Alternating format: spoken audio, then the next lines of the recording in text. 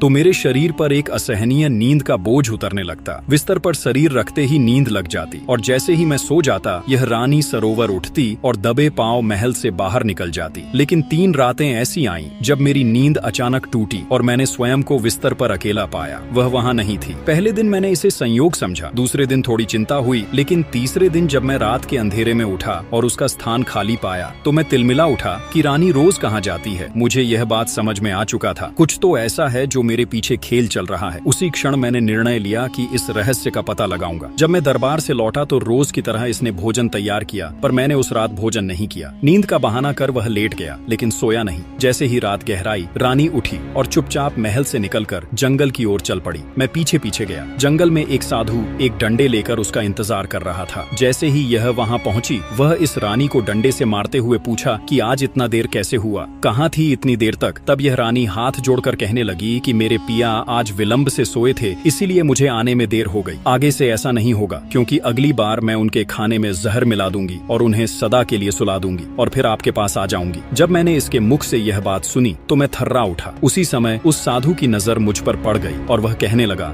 उस पेड़ के पीछे कोई हमें देख रहा है। फिर यह रानी मुझे जैसे ही देखती है तो क्रोध से चिल्ला उठती है, यह मेरे पिया हैं, इन्हें जीवित नहीं छोड़ना चाहिए, इन्हें मार डालिए। और फिर वही हुआ जिसकी आशंका थी। वह 2 थे, मैं अकेला। उन दोनों ने मुझ पर घातक हमला कर दिया। मैं अकेला प्रहारों को रोकता रहा, लेकिन अंततः मैं भूमि पर गिर पड़ा। वह साधु मुझे जकड़ चुका था और यह स्त्री जो सामने खड़ी है कोई देवी नहीं बल्कि एक छलिया हत्यारिन है। उसी क्षण यह तलवार लेकर मेरे ऊपर आ बैठी। वह साधु भाग निकला। मैं समझ ही नहीं पा रहा था कि अब क्या करूं। तभी वह जो कुत्ता तुम सामने देख रहे हो वही कुत्ता आया और उस स्त्री पर झपट पड़ा और मेरे प्राणों की रक्षा की। तभी सैनिक आए और रानी को बंदी बना लिए और साधु समुद्र के उस पार राजकुमारी चंद्रप्रभा के राज्य में जाकर छिप गया। राजकुमार अब तक सारी बात समझ चुका था। राजा गुल ने गहरी सांस ली और कहा, यह थी गुल और सरोवर की वास्तविक कहानी। अगले भाग के लिए सब्सक्राइब करें, बने रहे।